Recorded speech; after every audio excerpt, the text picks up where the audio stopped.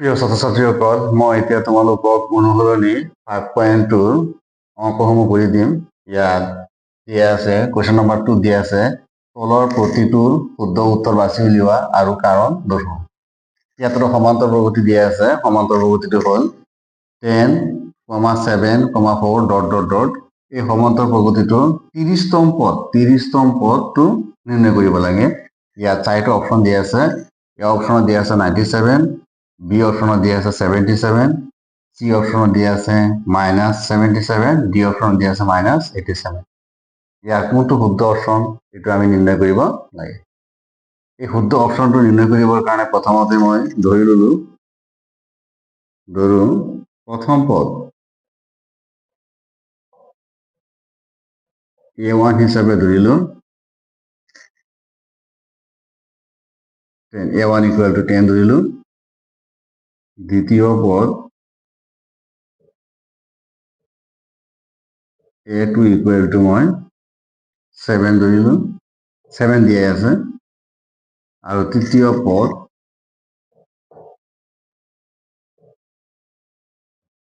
A3 = 4 ধৰিলো।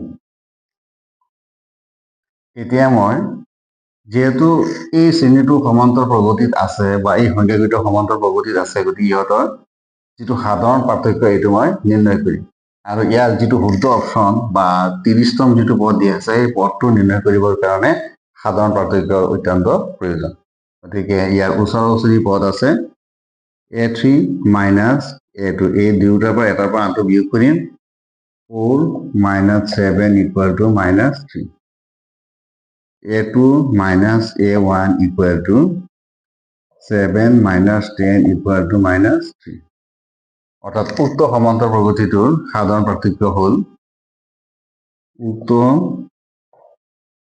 সমান্তৰ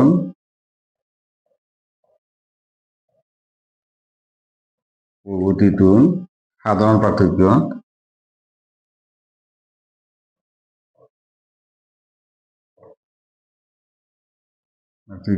D = -3।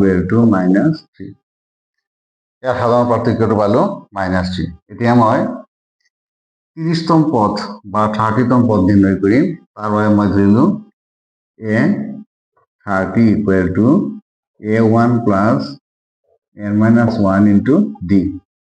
A1 ৰ value হ'ল 10 প্লাছ n = 30 - 1 × D ৰ ভেলু হ'ল -3।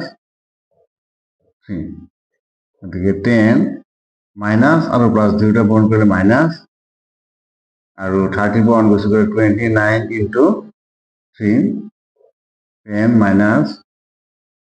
3 × 9 27, 7 হ'ল 2, 3 × 2 6 আৰু 2 হ'ল 87 = -77। এতিয়া এই 30তম পদটো ওলাইছে -77। ইয়াৰ অৰ্থাৎ শুদ্ধ অপশ্যনটো হ'ব চি। এতিয়া কুৱেশ্যন নম্বৰ 2 এটা সমান্তৰ প্ৰগতি দিয়া আছে। সমান্তৰ প্ৰগতিটো হ'ল -3, -1/2, 2 ... এই সমান্তৰ প্ৰগতিটোৰ 11তম পদটো নিৰ্ণয় কৰিব লাগে। ইয়াৰ কাৰণে 4টা অপশ্যন দিয়া আছে। এ অপশ্যনত দিয়া আছে 28, বি অপশ্যনত দিয়া আছে 22, চি অপশ্যনত দিয়া আছে -38, ডি অপশ্যনত দিয়া আছে -48 . এতিয়া এইটো নিৰ্ণয় কৰিবৰ কাৰণে আমি প্ৰথমতে ধৰো প্ৰথম পদ A1 হিচাপে ধৰিলো -3। দ্বিতীয় পদ A2 ধৰিলো -1/2। আৰু তৃতীয় পদ A3 = 2। এতিয়া এই সমান্তৰ প্ৰগতিটোৰ 11তম পদটো নিৰ্ণয় কৰিবৰ কাৰণে ইয়াৰ সাধাৰণ পাৰ্থক্য নিৰ্ণয় কৰিব লাগিব। ইয়াৰ কাৰণে মই ওচৰা-ওচৰি পদ A3 - A2 বিয়োগ কৰিম। A3 হ'ল 2 -1/2। এইটো মাইনাছ এইটো মাইনাছ পূৰণ কৰিলে প্লাছ হৈ যাব। 2 + 1/2 = ইয়াৰ লসাগু হ'ব 2। 2ৰ পদ হিচাপে আছে 1। 1 2 2 বাৰ যাব, 2 × 2 4 + 1 = 5/2। a2 minus a1 equal to a2 value hall minus 1/2 minus 3 equal to minus 1/2 plus 3 equal to লোৱাৰ গোটৰ হ'ব 2 2 to 1 বার 1 into 1 minus 1 হ'ব minus চিহ্নটো যেহেতু আছে গতিকে প্লাস ইয়াৰ 1 আছে 1 2 বার যাব 2 into 3 equal to 6 equal to 5/2 এতিয়া 6 ৰ পৰা -1 গুচি গ'লে 5/2 হ'ব অৰ্থাৎ ইহঁতৰ সাধাৰণ পাৰ্থক্যটো হ'ব বা উক্ত সমান্তৰ শ্ৰেণীটো সাধাৰণ পাৰ্থক্য হ'ব 5/2 উক্ত সমান্তৰ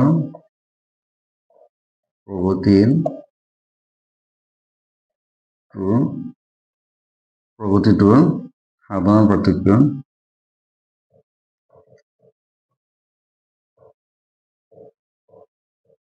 d equal to 5/2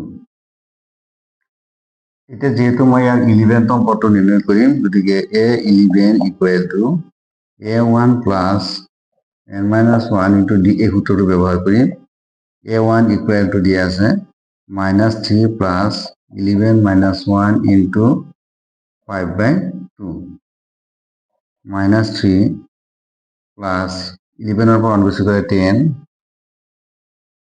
into 5/2 এইটো 10 ৰ 5 বাৰ যাব গতিকে -3 plus 25 equal to